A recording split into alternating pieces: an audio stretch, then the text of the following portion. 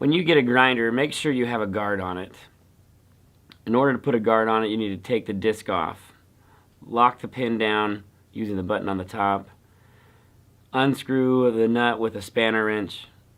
Put the grinder guard back on, lining up with the marks that allow it to fully slip down, and then spin it 180 degrees so it protects your hand. Let's put the grinder disc on. When you put the nut on, make sure the side that has a bump sticking out of it faces the grinder disc.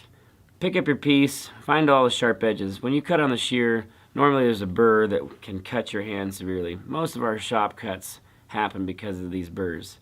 Plug in your grinder, secure your metal down to a table. Take the grinder, there's a safety switch on the paddle. Push that safety switch down, squeeze the paddle trigger, and hold on with both hands. Start grinding away gently.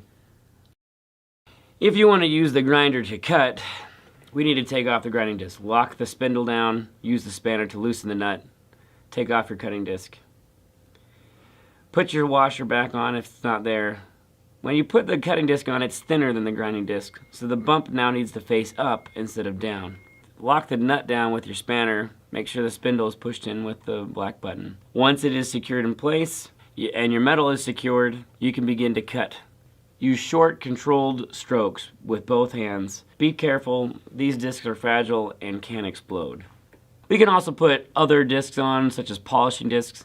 Push the button in to lock the spindle down. Use the spanner wrench to take off the cutting disc or grinding disc you have. Pick up your sanding pad, your polishing disc, flap disc, put it on.